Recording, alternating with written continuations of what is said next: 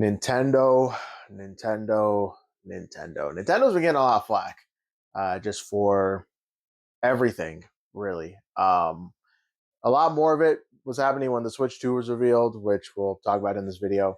But overall, they get a lot of flack for nostalgia baiting, for having really insane prices, for never discounting their games. Nintendo gets a lot of flack for different things. But one thing I will say though is that they make really good systems. They make really good consoles, really good handhelds. I talked about my handhelds in my previous video, which you can check out right here. But I talked about handhelds in my last video, and I want to talk a little bit about Nintendo home consoles. I'm not going to run through every single home console I have for every other brand in one video. I thought it'd be nice to kind of break it down by brand, break it down. So here I've got all 8 of the Nintendo consoles that have come out. Home consoles, main home consoles. Virtual Boy's not here. Sorry. That have come out. And I'm just going to give my thoughts on them, my opinions on them, and we'll just give a good overview in terms of what's going on over there. First up, we've got the Nintendo Entertainment System. Now, I'm not an NES person. I believe in my. Did I upload that? I don't know. In my NES/SNES video, I talked a little bit about how I don't really have that many games for the system because I'm not really that attached to it. A lot of the games I did want to play for the system, I already played through emulation means of my own, games that I ROM dumped. That's how I did it. Yup, indeed. But the Nintendo Entertainment System, it is a banger console in the sense that it has banger games on it. I don't really like a lot about the console itself. I think the shape is just kind of a little. Its design is like kind of cool. I kind of like this like whole little. It's all. I don't know. Yeah, I was trying to gather some more positive things to say about this thing, but I really don't have that many. This is the only NES I have. I think there's an NES top loader, maybe. I'm not sure. But I'm just not a huge NES person because it's way before my time. So, yeah, I know a lot of the boomers and the Gen Xers really rock with this thing, but not me. And some millennials, but just not. It's not for me. It's just not for me. So next up though, I've got the Super Nintendo. Oh my goodness. We're getting warmer. We're getting a little warmer here. This is also again before my time, but I like a lot of the games on the Super Nintendo. So stuff like Super Metroid, A Link to the Past, Super Mario World. Those are games that Donkey Kong Country, the Donkey Kong Country trilogy is one of my favorite games of all time.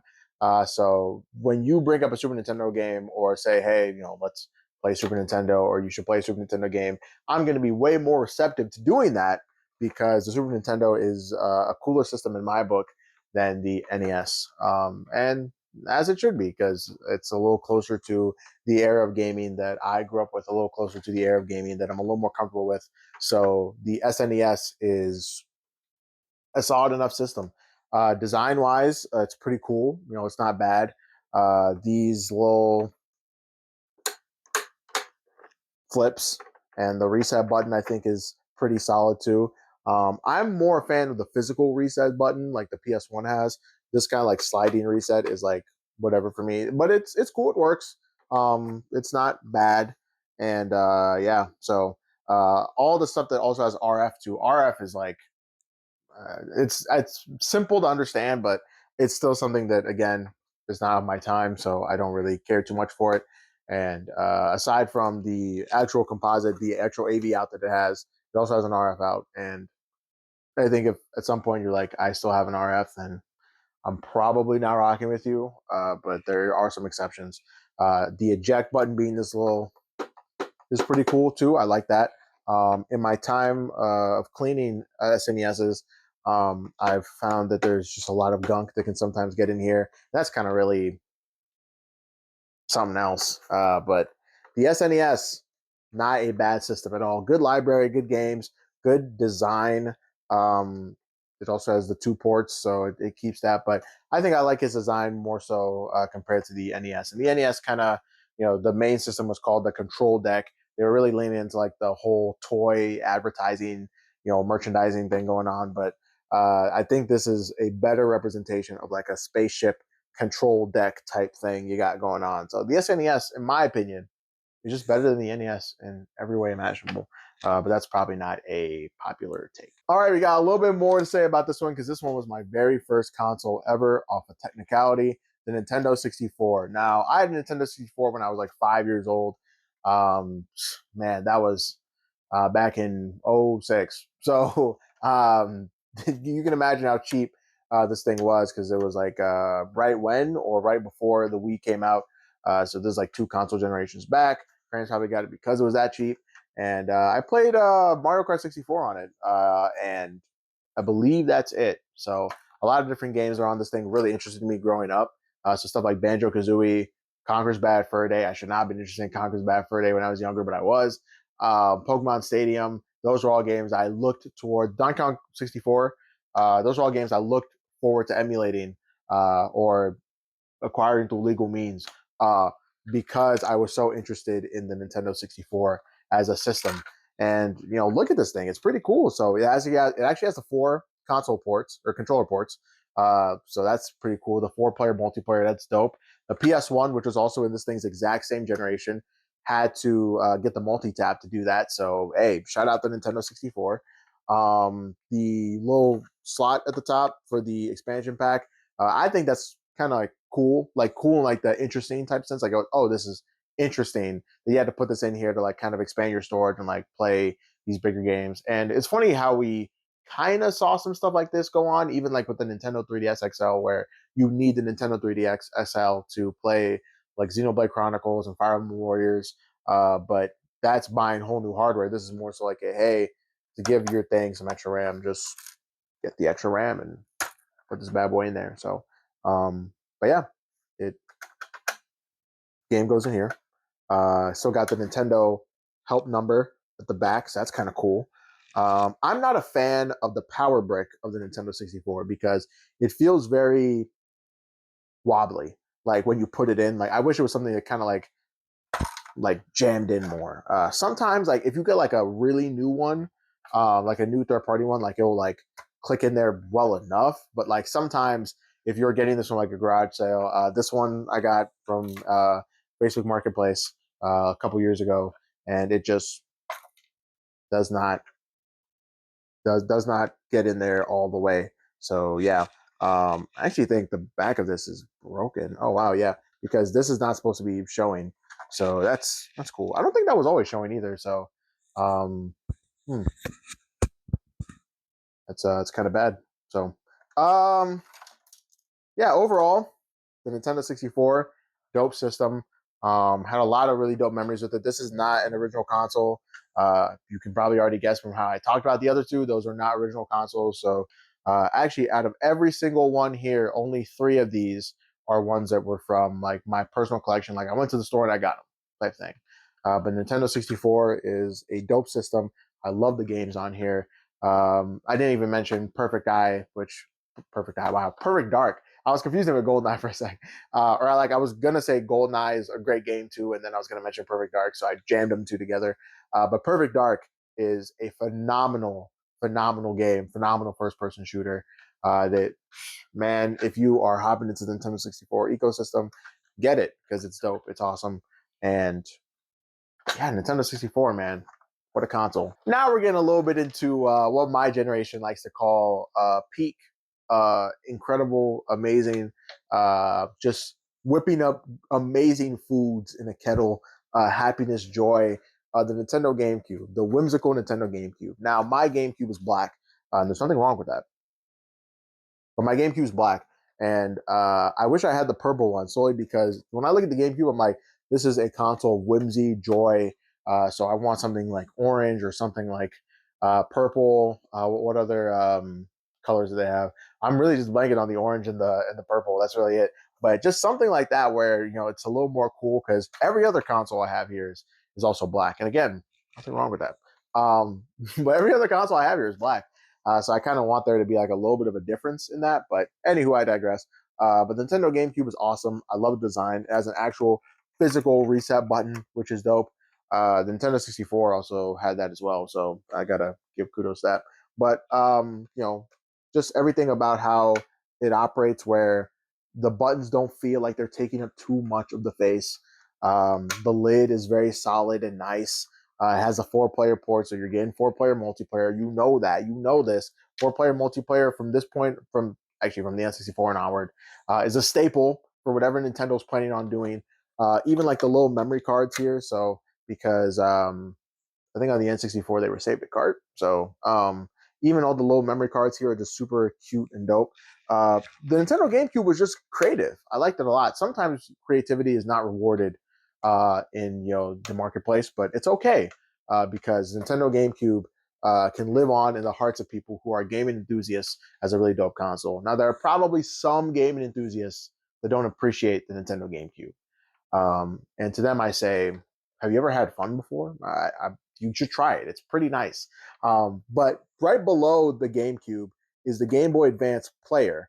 And this is a really, really cool piece of technology. So basically, you can play your Game Boy Advance games on the TV. And that's pretty cool, right? But the difference is, or I guess the catch, is that you need a disc to go into your GameCube. I almost like Game Boy Advance, your GameCube, and you need to put it in here so you can actually play your Game Boy games through here. So I got the Game Boy Advance player, and I was super excited to try it out.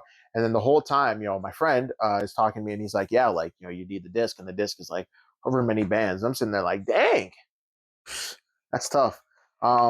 In addition to the GameCube, it was also the first time Nintendo took a leap into wireless controllers. So the Wavebird, which I do not own, but I want to, and it's not really that expensive, really. I just have not found any reason to have one. I like wired controllers actually, so not that I prefer them over wireless, but like I like them. Like I'm like these are cool. I think they're fine.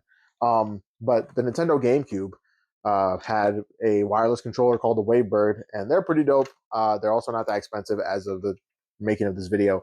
So if you want to check out a Wavebird or a wireless GameCube controller, feel free to do so because it'll just enhance your GameCube experience. The GameCube also, I'd be remiss not to mention that it has a little handle so you can carry it like it's a lunchbox. Obviously, Super Smash Bros. Melee is huge to this day, and it was a huge part of the system as a whole when it was, alive doing its thing. So it probably made a lot of sense for a lot of people to bring their GameCubes to different Melee tournaments and setups and etc. Of course, before the Wii showed up and could also play GameCube games, so that didn't really matter. But anyway, the GameCube having a handle is pretty neat. It's pretty cool. A lot of people talk about it, and a lot of people give it the just praise that it deserves for having that. But I want to mention it right now and say that's pretty awesome. I didn't own a GameCube growing up, but McDonald's used to have those little GameCube stations where people could play different GameCube games. You already know what I'm talking about in the Play Place. If you're around my age, you know what I'm talking about because I don't think they have those in Play Places now. But the cool thing about those things is that you have games like Luigi's Mansion, Sonic Adventure, just absolute banger titles there. I played Sonic Heroes. Sonic Adventure. I said Sonic Adventure. I meant Sonic Heroes. I played Sonic Heroes like a billion times. Every single time I went to a McDonald's, I was like, I want to play Sonic. I want to play Sonic Heroes. I want to play Sonic Heroes. I really got to stop confusing it with Sonic Adventure. Uh, they're both around the same level of quality. Anyway, Sonic Heroes. I wanted to play Sonic Heroes a ton, but it's mostly because I didn't have one of these back home, so that was the only way I could. But yeah, and my Wii wasn't backwards compatible, so which is a great segue into the Nintendo Wii. Oh my goodness! Now, the GameCube came out when I was born, the year I was born, and the Nintendo Wii came out, of course, around the time that I was basically a toddler, so around doing my thing. But the Nintendo Wii was a system that I hopped onto late. I got my Nintendo Wii the same year the Wii U dropped. That's when I got my Nintendo Wii. As you can see, because this thing is horizontal, it is not vertical, meaning it would be this direction, yeah. But you cannot play GameCube games on this thing. I've tried. I was like, oh, so I actually have a funny story about this. So I learned the Wii could play GameCube games in 2019. I learned the Wii could play GameCube games in 2019. So I was like, oh, like I had a Wii. I didn't know the Wii was backwards compatible. And I was like, yeah, like the Wii was backwards. That was like kind of like a big marketing thing. And I was like, oh, okay, well, I didn't know that. So I had a PS2 until 2011. So I was just doing my thing with that. But the cool thing about um, the Wii, outside of being backwards compatible, is that it had a really awesome controller called the Wiimote. Now, the Wiimote was basically just like a regular remote, and you could just point it at the screen, wave it around, woo, woo, woo. And Wii Sports was a pack-in title. And the thing that sucked about getting my Wii so late was that I did not have Wii Sports as a pack-in title. I had like New Super Mario Bros. Wii, which was fine though because I played a lot of that. But I never got to try Wii Sports until I went over to a friend's house and tried Wii Sports, and I was like, "This is really awesome." But I had Wii Fit, and Wii Fit was basically my version of Wii Sports because the entire time I'm sitting there like, I am I'm an incredibly skinny like 13-year-old. I'm not worried about losing weight. So the entire time I'm sitting there basically like, oh, I can jump on this little pad thing and just stomp, stomp, stomp, stomp, stomp, and walk around and have some fun. Do some little mini games with it. Honestly, talking about it now just kind of makes me want to plug this thing up and get to it. So, but yeah, the Wii was an awesome system. This is my original Wii, so I'm grateful that I never sold this. There were times I thought about selling it. So, I mean, you already know. Uh, I've seen it in memes. I don't really know if it's a term that goes around very often, but there's like a term called like hood bankruptcy, and it's when a guy sells his PS4, right? And now PS5. And so there was like a earlier version of that where I was like, man, like I think I might have to sell this because as a kid, well, the rule in my house was you only get games during your birthday and Christmas. And so it was not my birthday or Christmas. And I really wanted, like, I forget what I wanted. It might have been Fire Emblem Echoes or something. And I was like, I really want that game. And I was like, well, I don't use this thing anymore. So why don't I just sell it off and do my thing, right? But I'm glad I did not do that. So the memories that have lived on with this thing are amazing. I remember getting Super Smash Bros. Brawl. That was my first Smash Brothers game. I got Super Smash Bros. Brawl. Grabbed this thing, took it to a hotel alongside my brother and my family. We went on a family trip, and we got Super Smash Bros. Brawl before before we left. And that would just not have happened if we did not have a Wii that we were absolutely in love with, and we knew we wanted to get more games for. It was awesome, and I love my Wii. I love the Wii library. It can be pretty bloated sometimes, not gonna lie, but I obviously love the Wii. As you can kind of see through the shelves of different Wii games, there's more also on that like lower shelf right here. But yeah, the Wii, man, gotta give it up for the Wii. Gotta give it up for the Wii. Is there anything else that's interesting to talk about this thing? Oh, Wii channels. So Wii channels were pretty cool. The weather channel, the poll channel, the polling channel. I was on that thing every single time they'd like refresh a new poll. I don't know if it was like once a week on like a certain day. I don't think it was every day, but they would refresh it occasionally, and I'd be like, man, this is just so awesome. I've never seen this before. And I'm Nigerian, so I would go on the Weather Channel and be like, oh, I wonder what the weather's going on. What the weather's like in Abuja. And I'd go over there and I'd check the weather there, and I'd be like, man, this is so cool. Whole time you could just Google this stuff. So I'm like, but you can do it through a home console, which is awesome. And like it had the TV feel to it, and also the web browser through here was pretty cool. Nintendo did a lot of fun things with the Wii, and I think that's what's really awesome about the system. There was just a lot of fun stuff going on with it, and I feel like that's a thing that a lot of people miss from the Switch and the Switch 2 era. Amazing games, don't get me wrong, but this thing also had amazing games too. Not as many amazing games as the Switch 1 and Switch 2, I'll tell you that right now. But it did have amazing games and cool stuff with it, but it did a lot of fun stuff as well. But it did not do as much fun stuff as the next console I'm going to talk about, which is the Wii U. Oh my goodness. So I love the Wii U. When I was younger, I was a Wii U defender. So console fanboys are still a thing.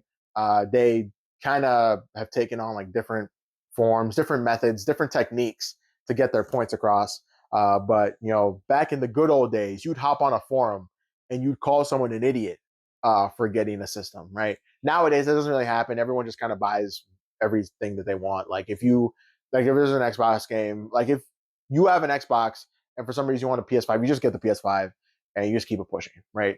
There's no like, oh, I have to dedicate myself to one system. If you got the bands, you're just going to get the other system. But that was not how it worked back then. So everyone was picking their sides. Everyone was going, I'm going to go PS4. I'm going to go Xbox One. In reality, I would have also liked a PS4, and I did eventually get my PS4. But I had the Wii U with me through the trenches, and I wanted a Wii U so bad. I grew up a Nintendo kid. Um, for a good amount of my childhood, I had the PS2, and I loved having my PS2. But I was way more attracted to Nintendo's franchises, its characters, than I was to anything going on PlayStation that was not Sly Cooper. So the Wii U was everything that I wanted out of a Nintendo system. It was basically the Wii, but better. I could get it on the ground floor. I could actually, understand all the early nuances that come from getting on the bandwagon off rip. Yeah, it's awesome. It really is awesome. Um, the issue with that though is that the Wii U did not take off like at all. So while everyone else was enjoying their PS4s and their Xbox Ones and talking about playing Assassin's Creed, talking about playing GTA 5, and GTA 5 came out for the PS3 and 360, but while they were talking about playing all that stuff, I was like, well, we've got Captain Toad Treasure Tracker, so and that did not move the needle at all. So, but the Wii U, in addition, I guess to go back to my last segue, the Wii U did really fun stuff. Miiverse is the biggest piece of this thing's legacy, and Miiverse was awesome. I have a friend, we talk about Miiverse all the time because Miiverse was just super cool. Whether it was like the really, really funny memes of people like trying to skirt through the explicit like not to be too explicit on Nintendo system. It just bred creativity because it was so limiting in it. And like obviously you could tell like this was a social media site that was like just used for kids pretty much because these people were like well kids and like Nintendo adults because they were the only people who were buying this thing. But it was awesome. It was dope. I don't remember if Miiverse was on the 3DS. I don't know if you could access it through like either the web browser or like something else, but it was really dope to see people share really cool arts. That's one thing Miiverse was really good with was sharing really, really awesome art. I saw so much awesome art, especially for Splatoon, to the point where they were like, you know what, Miiverse doesn't exist anymore, but we're still going to incorporate these Miiverse art platform techniques or art platform structure. We're going to put that. We're going to put it in Splatoon 2. We're going to put it in Splatoon 3. I don't know. I don't know if it's in Splatoon Raiders, but the Wii U man was awesome. It was amazing. It had the Wii U video call thing too, which no one used. I don't think anyone used that. I really wanted to use it, but again, I was generally the only person I knew with the Wii U, so it just was not going to work. So I was like, man, I wish I could have used that thing. This thing is really easy to mod. So if you want to mod your Wii U, you can. Well, not easy. It's really rewarding to mod it. I'd say it's like kind of like moderate in difficulty. I don't really know how else to describe that, but it's awesome, man. And even just to the design, it's sleek. I didn't talk that much about the Wii's design. The Wii's design is pretty all right. It blends in pretty well with a home entertainment system. Same thing with the Wii U, but the Wii U's design is pretty solid. It's lit.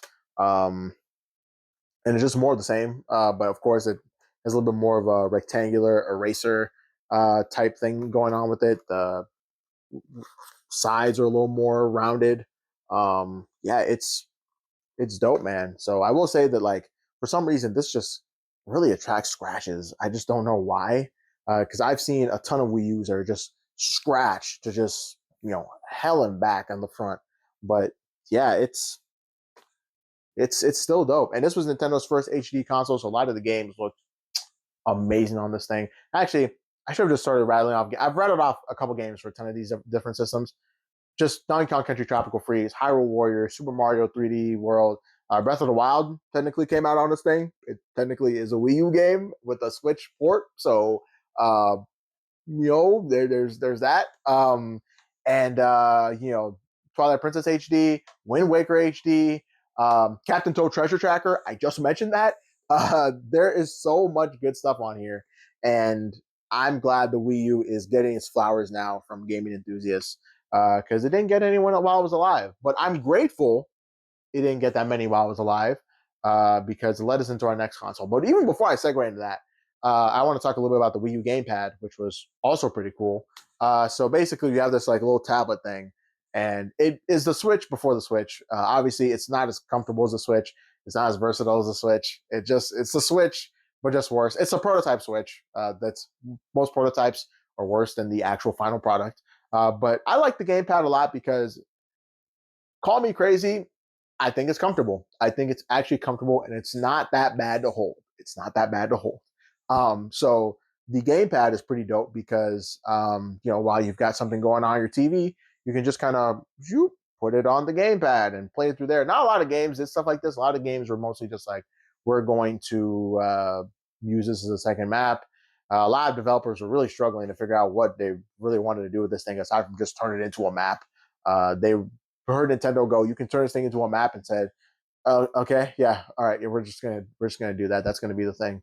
Um, yeah, but the Wii U gamepad is, I like it mostly because I saw the vision. I saw what they were trying to go for, and I liked it a lot. I liked it a lot. So next up, we've got the Nintendo Switch, the second best-selling console of all time. Honestly, the best-selling console of all time at this point, because it's going to surpass the PS2, and it's 10 million found units in the middle of the Navajo Desert. But yeah, so the Switch One, awesome system. I talked a little bit about it in my handheld video, but I thought I'd bring it up here just for the sake of saying I brought it up here. But the Switch One is awesome. I talked a little bit about the story of me getting my Switch One, but if you don't know, or if you haven't seen the video, or if you don't want to see the video, which we fine, uh, I basically got it for my birthday, like as a surprise thing. And it was the first time I'd ever gotten a system um, on my birthday, I believe, surprise wise. Like, I was getting surprised with it because my brother and my mom was like, "Hey, we can't find it," and I was like, "Well, dang." And then they got it for me, and I was like, "Oh shoot!" So this was really awesome. This is my original Switch One. This is the Switch One that I am telling that story on, and it is awesome. Every single time I hold this thing now that I've had the Switch Two, I'm like, this thing is absolutely tiny. It feels like it would just kill my hands, but I made it do. And this thing and we went to war together, man. I remember playing Super Smash Brothers at school when I honestly shouldn't be. I remember playing this thing on very long car rides. Just so many different fun times with it, and it was a blast. Taking this thing to college with me was awesome. It was dope. So I loved having a Switch One, especially around the time where a lot of people were like, "Do we really think Nintendo still got it?" They kind of were going through this Michael Jordan coming back from baseball type thing going on. Like, what was going to be happening there? But sure enough, they delivered, man. The Nintendo Switch One, classic, classic. And now I get to talk about the Nintendo Switch 2. The Nintendo Switch 2 is probably already one of my favorite consoles of all time because they took one of my favorite consoles of all time, which is literally my 1A, 1B with the PS2, and they were like, let's just make the entire thing better. So it's a little bit bigger. I'm not a child anymore, so it actually really fits into my hands well. Overall, I like the kind of magnetic, whatever that is, the pull, uh, magnetic pull of the Joy Cons. So that's kind of cool. Um, Overall, I think a lot of the sound design from the menu stuff is pretty dope too. It's awesome, man. I like it a lot. I like it a lot. Um, I think boosting Switch One games is awesome too because, as you can see, I have a huge Switch One library. So I am grateful for the fact that I can take all these games, play them on my Switch One, and I'll be having pretty much a better experience than I did on my. I can take all these games, play them on Switch Two, and have a better experience than I would on my Switch One. I had a Switch One OLED, and that was still really good. It still ran pretty well. I used it literally all the way up until I got my Switch 2. And yeah, so, and also a little bit on getting my Switch 2. I got this thing on launch day. It was the very first time I'd ever sat out and camped for a Switch 2. Nintendo did a phenomenal job making sure everyone got one. I don't know what I would have done if I didn't get one, but I'm really glad I did. And yeah, that was just awesome. So I was sitting next to some kid, and he was playing Mario Wonder, and he loved Mario Wonder to the point where he was like, "I'm close to 100%ing it," and he was talking to me about everything he'd been doing in the game, and I was sitting there like, "Man, like this is actually really cool," getting to like talk to somebody about games while we're sitting in this line, right? And his parents were like, "Thanks for keeping him company because we don't know a single thing about everything that's going on." I'm like, "Hey, I know too much about what's going on." So, but yeah, the Switch 2, awesome, awesome system. Not much has happened so far. We're only like a year and a half at the time of this video, a year and a half into the Switch 2's life cycle. So there's still a lot of stuff that needs to come out. We got Donkey Kong Bonanza, Metroid Prime 4, Pokemon Legends ZA, which that's pretty much just a Switch 1 game and a Switch 2 port. But anyway, Pokemon Legends EA, and of course, Fire Emblem Fortune's Weave. I'm probably going to mention this game in every single video that comes out leading up to the release. Next video is going to be the PlayStation Collection video, and I'm probably still going to mention Fire Emblem Fortune's Weave in that video. So, yeah, I'm very, very excited for that game. In the same vein that Fire Emblem Three Houses was a game that defined my Switch One usage. Fire Emblem Fortune's Weave is probably going to define how I spent my time with my Switch Two. So, and I'm really excited about that. So, and I think that's one of the cool things about getting a new system. You get to kind of be like, this is the game that defined each system for me. In fact, I think I might just list that out one of these days. But yeah, so that's the Nintendo Switch 2. And with that, that is the entirety of my Nintendo console collection. Thank you guys so much for tuning in. As I mentioned before, next video is going to be about the PlayStation, uh, you know, home console collection thing. Uh, and I'm excited to break that one down. So without further ado, thank you guys so much. And I will catch you all next time.